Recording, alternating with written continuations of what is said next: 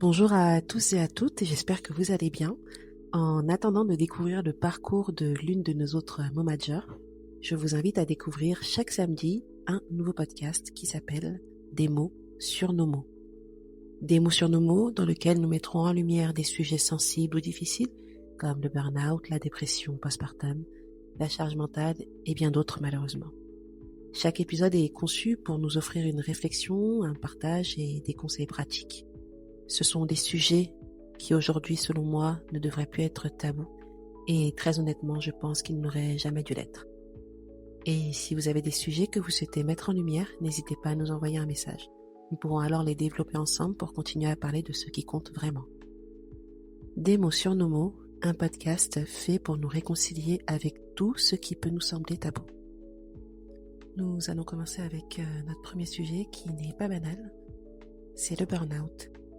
Le burn-out, ce n'est pas juste un mot qu'on lit dans les journaux, c'est une réelle tempête qui peut frapper n'importe qui. Moi, ça m'est arrivé 2 fois. Et si je vous en parle aujourd'hui, c'est parce qu'on continue encore à minimiser ce sujet, surtout dans nos cultures africaines. Le burn-out, qu'est-ce que c'est ? Selon l'Organisation mondiale de la santé, l'OMS, le burn-out ou syndrome d'épuisement professionnel est un état de fatigue physique, émotionnel et mental résultant d'un stress chronique au travail qui n'a pas été correctement géré. Il se caractérise par 3 dimensions principales. Premièrement, un épuisement profond. Deuxièmement, un désinvestissement émotionnel vis-à-vis du travail ou de ses responsabilités.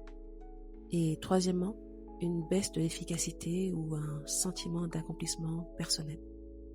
L'OMS précise que le burn-out n'est pas une maladie mentale à proprement parler, mais un phénomène lié au contexte professionnel pouvant conduire à des troubles anxieux ou dépressifs s'il n'est pas pris en charge. Récemment, sachez que c'est une maladie qui a été reconnue par l'OMS et qui est enfin prise en charge à titre de maladie réelle. Mais d'un point de vue moins scientifique et très clairement de mon point de vue, il y a une réalité, celle qu'aucune définition médicale ne peut vraiment traduire. Pour moi, le burn-out, c'est ce moment où ton corps et ton esprit décident d'arrêter tout à ta place. Parce que toi, tu refuses encore de le faire. C'est quand tu veux continuer d'assurer au travail, à la maison, pour ton enfant, ton mari, ton couple, ton entourage, mais que ton moteur est totalement vide. Tu continues de sourire, de répondre, de gérer, d'aider les autres, mais à l'intérieur, tout est en mode survie. C'est une fatigue du cœur, une fatigue vraiment de l'âme et pas seulement du corps. C'est quand tu n'as plus de place pour toi dans ta propre vie. Ce n'est pas un signe de faiblesse. Je le voyais comme ça avant, j'aurais pu continuer à le voir comme ça avant, mais mon idée est tout autre aujourd'hui. Le burn-out, selon moi, c'est juste un cri du corps, un réel appel à l'aide que trop souvent on ignore. Par exemple, pour moi, la première fois, je ne l'ai pas vu venir. J'étais dans une énergie de prouver, de tout donner, de tout contrôler et je disais oui à tout, simplement. Jusqu'au jour où mon corps m'a dit stop, je me suis retrouvée à l'arrêt, totalement, inerte, sans comprendre ce qui m'arrivait. Je n'avais plus d'énergie, plus d'envie, plus rien. Même respirer semblait tellement lourd et vous commencez à avoir des idées tellement noires que vous n'arrivez plus à les contrôler, vous ne savez pas d'où elles viennent. Vous êtes simplement victime et spectatrice de ce qui se passe.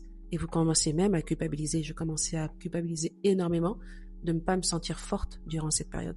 J'étais surmenée au bureau, débordée à la maison. Je ne savais même plus si c'était finalement...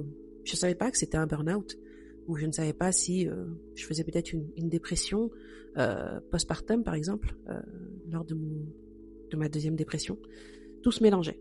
Et je sais que beaucoup de mamans, beaucoup de femmes, beaucoup d'hommes, beaucoup de personnes qui nous écoutent aujourd'hui pourront se reconnaître dans cette situation. Vouloir tout gérer, être performant partout. On sait que la perfection n'existe pas, mais on veut toujours s'y accrocher, au boulot, avec ses enfants, partout. Et on s'oublie totalement. La deuxième fois que ça m'est arrivé, c'était après la naissance de mon fils, par exemple, Andrew. J'ai repris le travail 3 mois après mon accouchement. Ça peut sembler normal, on va dire pour beaucoup, mais pour certaines personnes, le corps et le mental ne réagissent pas de la même manière. Surtout, tout dépend comment votre grossesse s'est passée et si vous avez réellement eu le temps de vous reposer mentalement. Alors entre les nuits blanches, la charge au bureau, la charge à la maison encore une fois, j'ai sombré totalement.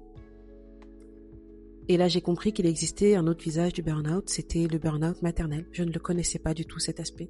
Je pensais qu'il n'y avait que le burn-out professionnel très clairement, mais je ne savais pas qu'il y avait le burn-out maternel.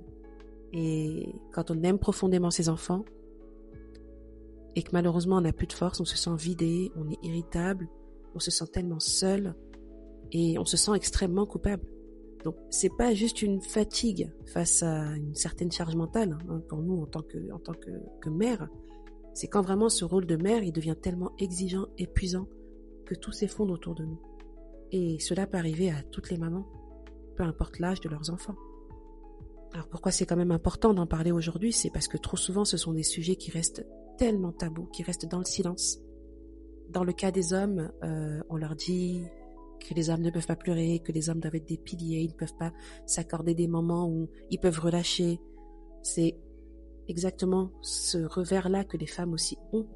C'est qu'elles doivent tout le temps être au taquet, elles doivent être les maîtresses de maison, elles doivent savoir tout gérer, elles doivent être toujours présentes pour les enfants, pour leur mari. Et elles s'oublient tellement dans tout cela. Et quand ce rôle devient tellement exigeant, qu'on ne se rend pas compte, on a même honte de l'admettre finalement, qu'on n'y arrive pas, qu'on n'y arrive plus, qu'on a besoin d'un moment. Ce n'est pas évident. On a tellement été éduqués dans le sens où il fallait tout affronter, tout confronter. On a peur d'être jugé comme une personne faible ou une mauvaise mère. Mais au final, la vérité, c'est que il faut savoir reconnaître son épuisement. Il faut savoir dire que l'on est épuisé. Il faut savoir dire stop. Il faut savoir dire là, j'ai besoin d'une pause. Et c'est à partir de là que vous ferez vraiment le premier pas pour vouloir aller mieux.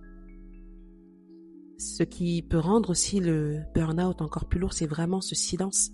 Quand on a peur d'en parler, on a peur d'être jugé, on sourit, on continue. Mais parfois, ceux qui sourient le plus, ce sont ceux et celles qui souffrent le plus. Alors aujourd'hui, je veux juste vous dire ceci. Prenez le temps de demander sincèrement à vos proches comment ils vont. Parce qu'un mot, une écoute, une présence, ça peut vraiment sauver quelqu'un, croyez-moi. J'ai 37 ans aujourd'hui et je n'ai cessé d'entendre tellement autour de moi que tel ou tel proche a fait une dépression, tel ou tel proche a fait un burn-out. Des burn-out qui malheureusement parfois se sont combinés avec une charge mentale, un stress au quotidien tellement énorme que des jeunes de 37 ans, 30 ans moins ont fait des AVC. C'est quand même incroyable, je veux dire, une maladie qui est connue pour un âge plus avancé puisse toucher une population tellement jeune aujourd'hui. C'est incroyable, c'est alarmant. Donc, combiné à tout ça, il faut vraiment comprendre que le burn-out, ce n'est pas une faiblesse. C'est ton corps, ton esprit qui te disent je ne veux plus, j'ai besoin d'aide, j'ai besoin de repos. Et ce n'est pas honteux d'écouter, c'est pas honteux de dire cela, ce n'est pas honteux d'en parler.